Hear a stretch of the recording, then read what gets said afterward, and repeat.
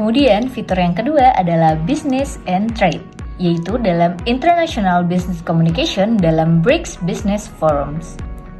Nah, BRICS Business Forum ini merupakan salah satu platform penting dalam kerjasama ekonomi global yang mempertemukan 5 negara berkembang besar yaitu Brazil, Rusia, India, Tiongkok, dan Afrika Selatan.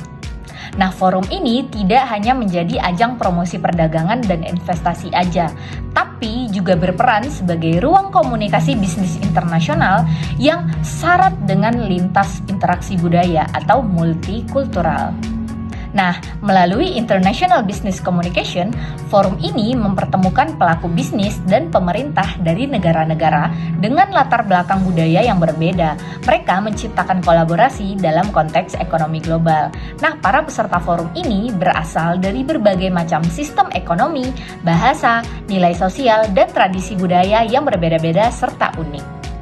Nah, di dalam forum ini juga komunikasi yang terjalin tidak hanya bersifat formal, tapi juga melibatkan pemahaman terhadap cara berpikir, etika bisnis, serta kebiasaan budaya dari masing-masing negara.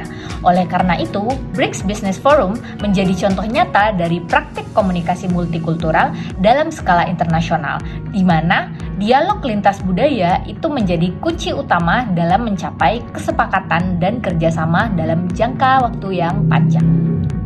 Kemudian saya akan memaparkan fitur-fitur dari komunikasi internasional yaitu seperti source, message, channel, receiver, effect, dan juga challenge-nya. Yang pertama adalah source, di mana source-nya adalah pemerintah dan Kementerian Perdagangan atau investasi dari negara-negara BRICS, kemudian perusahaan multinasional dan asosiasi bisnis dari masing-masing negara anggota, serta organisasi penyelenggara forum, misalnya BRICS Business Council.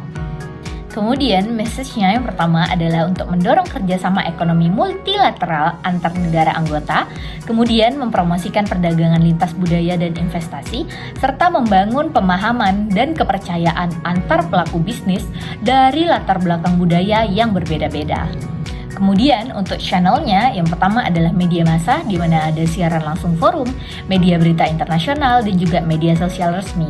Nah, kemudian ada juga media interpersonal seperti diskusi panel, rapat bisnis, dan juga networking session mereka.